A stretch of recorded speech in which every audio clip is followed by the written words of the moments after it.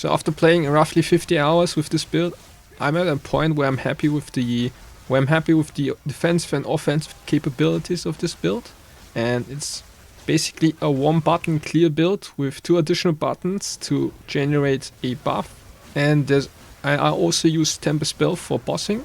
What you see on the screen are mostly Herald of Thunder bolts and shockwaves being spammed, and which this allows me to basically have only one skill that I need to press to clear, and which makes mapping for me overall more stress-free experience. So this build has pretty high avoidance with 70%-ish evade chance. It has roughly 70% physical reduction, and so far I'm still working on energy shield recovery. Right now I only have Ghost Shroud and Green Feast to recover my energy shield. And you still need to be very careful of chaos damage and corpse explosions. Those have probably caused like 90% of my map deaths so far. And there are also some overtuned rares that have 7 monster modifiers that can one-shot. For leveling I used Glacial Cascade. It causes multiple bursts, and those bursts can overlap if the opponent is positioned at the end of the wave of Glacial Cascade. This is your starter skill. Once you get Tempest Spell, what your combo for a boss is gonna look like. You want to build up combo first with your what is it called? Your Quarterstaff Strike, and then you would place your Tempest Spell and try to position yourself away with, and then use Glacial Cascade to hit the boss. Then next you would get Tempest Flurry, which allows you to build up combo stacks Tempest Spell, and it also procs Tempest Spell far more often. If you have the Essence of the Mountain allocated, you can chill the bell, which will allow you to convert some of the physical damage from your staff to cold damage, which in turn will allow you to freeze the opponent, which is pretty important. And it will also give you more elemental damage, or more damage. And this is pretty much your Tempest Flurry. Your Tempest Spell is going to be your main setup. And what I would recommend getting is Herald of Thunder as your first Spirit Gem, and you will proc very consistently if you have a lot of shock chance, which you get some on the tree right here. And then later on you can also get this. So the next skill that you will get is Charge Staff, and Charge Staff will require power charges to consume. And the way you can generate power charges is obviously through Killing Palm and Siphoning Strike, but those are a little bit clunky to use. So what I recommend is Profane Ritual, and for that it's a intelligence skill gem. So what I would recommend is that you keep a low level skill gem and use it on Profane Ritual, because otherwise later on you do this too late, it will have too high of a level, and then you won't be able to fulfill the intelligence requirements. And you link Profane Ritual with Unleash and faster casting, now it's called Arcane Tempo, and that will allow you to basically get free power charges on corpses with one cast, and it becomes less clunky to use. And yeah, then you use this to obviously use your Charge Staff, and the Charge Staff can also proc your Herald of Thunder bolts. So for the passive tree, I start over here and I get first the Essence of the Storm. There's a lot of damage. Then I go over here, and click the Essence of the Mountain, which is important because later on this allows you to chill freeze the bell. And if you chill freeze the bell, you will convert some of the physical damage that you have through your staff into cold damage, and then you will be able to freeze bosses with your bell. Then you go over here to click the blind node with attack damage. Blind is very powerful because it reduces evasion and accuracy of your opponent, so you will be able to hit more consistently, have a higher hit chance, and also your opponent won't be able to hit you as often with strikes or projectiles. And then you go down here. I have all these evasion rating and energy shield nodes clicked. This you do later on. So you go down here for harnessed elements, get lightning pen. Lightning pen is a lot of value, and then you start pathing over here. You can get more lightning pen, but earlier on it's not necessary. So I would go down here, click attack speed, get more damage here with strike range, which allows you to attack further away from your opponent, and then get this node. And you can get also dexterity, so you can have more increased attack speed and potentially fulfill your attribute requirements. And then I would start thinking about getting evasion once you have high evasion bases, and click these nodes and this. So I would path first over here, because early on you probably won't have a good jewel, so it's better to just click these attribute nodes and then get this one. This one is very powerful if you have high elemental resistance. If you are negative, I wouldn't really click this. Alright, then you can click these nodes and go over here for increased lightning damage while you're affected by Herald of Thunder. It's pretty high value. And then I would go up here to these quarterstaves nodes. Once you have high evasion bases with energy shield, most of my energy shield comes from my jacket, from my body armor, and from my helmet. If you have a helmet with high energy shield, I would recommend going this afterwards, Subterfuge Mask, which basically gives you more evasion rating based off how much energy shield you have. And then you need this chest, because we gain spirit based off how much energy shield and evasion rating we have. So if you don't want to go the energy shield evasion rating route, which I don't recommend, because if our evasion rating with this node will also scale our fizz reduction, and right now I have 78% evasion chance, which makes mapping a lot smoother, because I can often even just face tank monsters, and I have also pretty high fizz reduction thanks to this. This is all because I have so many evasion rating nodes clicked, and I've not felt like getting more damage, which is why I recommend speccing into defense. Like, I even go over here with all these travel nodes just to get these evasion rating and energy shield nodes. And the main problem in later maps is defense. Like, damage is not an issue most of the times. Like, right now it takes me roughly 6 seconds to kill a boss monster, even with so many defense nodes clicked. So I would recommend going this, but if you want to lean more into damage, you can path over here for the increased damage. When you've chilled or shocked recently, you can also go for this maim, which will slow monsters and give you more increased attack damage. And I don't like these nodes because it's only against rare and unique, so you won't have that much value.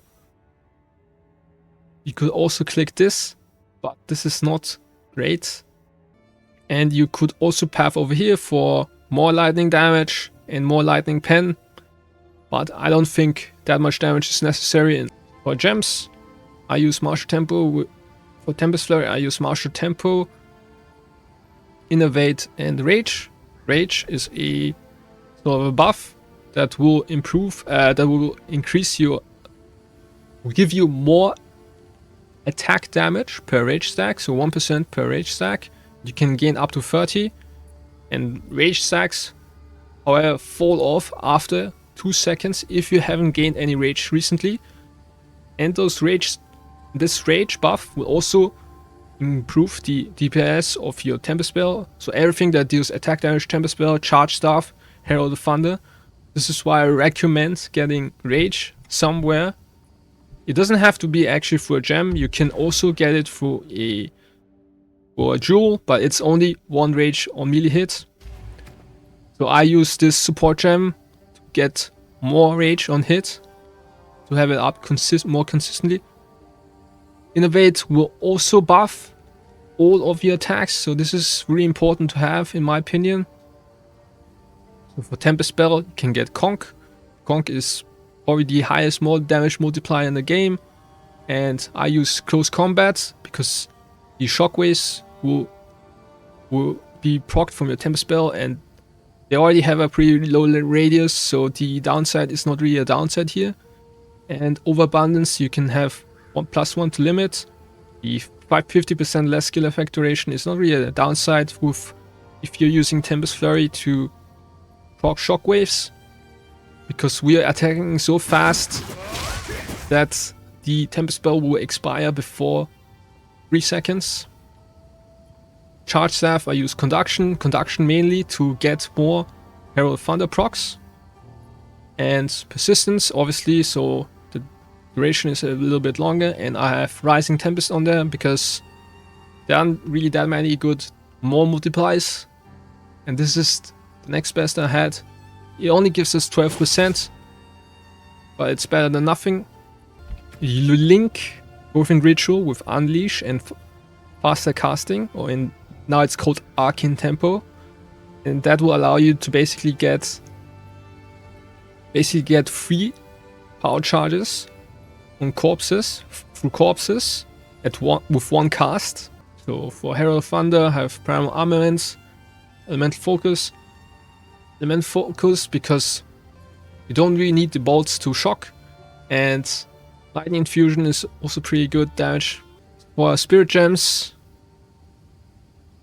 we use Wind Dancer because it gives us more evasion rating, and which helps us also get higher recovery from our Ghost Dance, which recovers energy shield based off how much evasion we have. So I really recommend, in my opinion, it's a must-have for evasion and for evasion rating, hybrid evasion, or ES evasion characters like Monk, to have Wind Dancer and Ghost Dance. You could maybe argue against Ghost Dance. Maybe don't need Ghost Dance if you have Green Feast and you have the Eternal Youth node click, because then you will be able to recover energy shield with your life flasks and the Grim Feast, which lets you overflow. So Ghost Dance very good for recovery.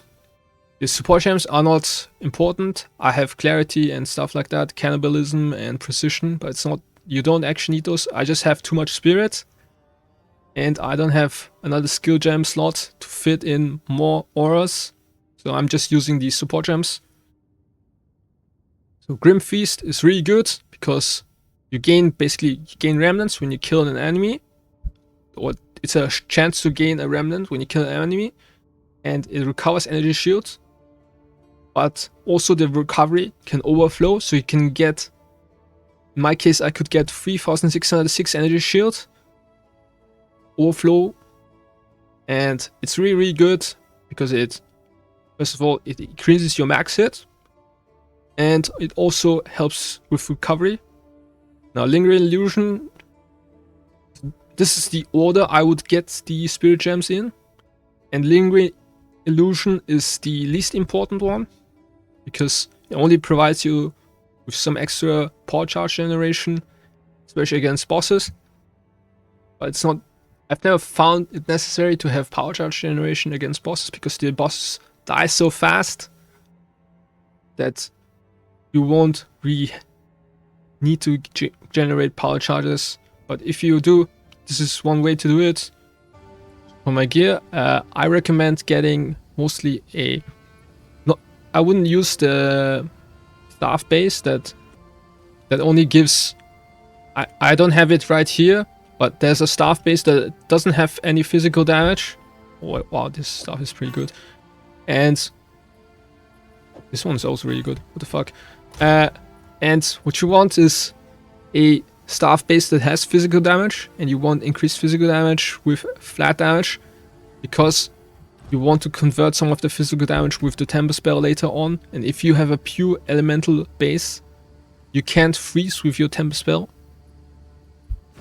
And also, I believe the flat damage rolls are a little bit too low on staff bases. you can get a lot more physical damage, and then if you convert the physical damage to lightning, which we do mostly with our skills, you will end up having more DPS than having these flat elemental rolls. I like having attack speed on my staff, but if you don't get it, it's fine. I used this one. I got apparently at level 66. It had crit. I wouldn't go into crit because it requires so much investment, and even then you won't be capped. And if you invest too much into crit, you won't have passive points for your defense. So you want flat fizz. For example, on this one, I don't have that much increased fizz, and it's still a pretty good staff in my opinion. And my damage won't go that much lower for a very mediocre increased fizz mod. So main mod that you're looking for is flat fizz, pretty high one ideally, and the rest of the mods are not that great. Flat lightning is also good, but not as great as flat fizz. So I like to use evasion bases mostly. I use energy shield, as previously mentioned, for the passive node here. Subterfuge mask, increased evasion rating for each energy shield you have. And you want to look for maximum life, obviously, and resistances. And most importantly, it is very important to cap your chaos res or get as high as of chaos res as possible, because a lot of the one-shots that I've encountered or high damage sources that I've encountered were chaos damage from like ritual monsters and profane, I think, with some kind of plant that summons or creates some kind of volatile, kills volatile, and if that explodes, it deals massive damage. So the number one reason why I've been dying is mostly chaos damage. You want to get 5 chaos res. You can get these amethyst rings. I've some chaos res on my gear, and I'm still looking to get more chaos res. It's pretty difficult, even though I've been playing for pretty long already. So chaos res is pretty important. My helmet, energy shield, and for your body armor you obviously want evasion rating and energy shield base. There is a base that gives increased chaos resistance as an implicit. That one is pretty good. So boots, I would go as high of a increased movement speed boot as possible. Even if it doesn't have life, I would still use it, because with how much backtracking there is, having increased movement speed is very, very important. And for your belt, it doesn't really matter what base you have, and you just want to have maximum life, resistances. Same for your gloves, but gloves can roll attack speed, which is really good. You can also roll lightning damage to attacks. You can roll cold damage. If you don't have enough cold damage to freeze your bell or chill it, you can get it through your gloves. You can get it through your rings. Right now I've mostly lightning damage to attacks. So rings and gloves are another source of flat damage, but I would prioritize defense first and then look for lightning damage. I would even prioritize rarity before before damage, because rarity will obviously improve the gear that you can drop, and it will also increase the chance that you can get rare waystones, which is really important because map sustain in later stages is really tough. Otherwise you will have to arc your maps. Our main defense is basically evasion. With some of this, our evasion rating is however reduced with the Ascendancy Noble duo and protect me from harm, but we also gain physical damage reduction. And if you have a lot of evasion rating nodes clicked like I do, you will still have very high evasion chance. In my case, I have 78% evade chance. With Wind Dancer up, it's gonna be a bit lower, Wind Dancer. Gotta sucker this out. The 68 is still pretty high in my opinion. And it also gives us physical damage reduction. So we also have physical damage reduction, which will be important. In earlier maps, you won't really need this node. You won't really need armor, but later on you definitely do. And you also want high energy shield, which you mostly get through our helmet and the body armor. And I try to click as many evasion rating nodes, hybrid evasion energy shield nodes. These are all efficient in my opinion. Even the small ones are very efficient. This one's good. I have to travel to this one a lot, but I still think it's worth it. Part of the reason is because I need pretty high intelligence, and these nodes are pretty good anyways. For Ascendancy, you get this one mainly because you want to have the and protect me from harm, because it gives us physical damage reduction, which we otherwise only have through this node. It's like this node provides a little bit, but it's just not enough. 5% of physical damage taken is not enough. So you want this node. It has the downside of 40% less evasion rating, but it's not that big of a downside if you have decent-ish evasion bases. So I still have 78% evade chance even with this node clicked. And if I unclick this, I don't think it wouldn't be that much higher. The evade chance wouldn't be that much higher. And so this is, I would click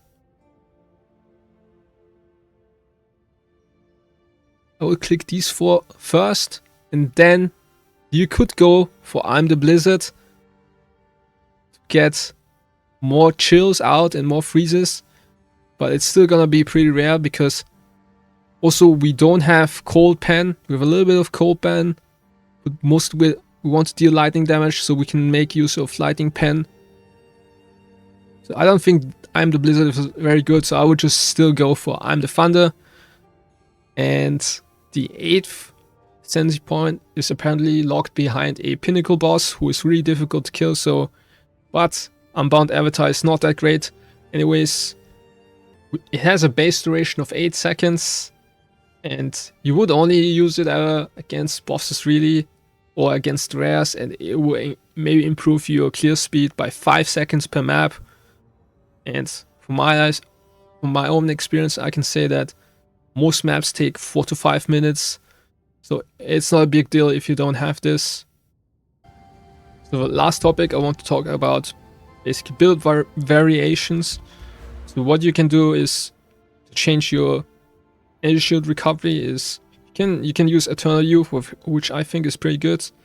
Then you would also not need ghost shots anymore, but I would still use it because I have so much spirit anyways. This basically allows you to recover energy shield with your flask, but then you can't recover your life anymore with your flask, but it will recharge instead. So this is pretty good.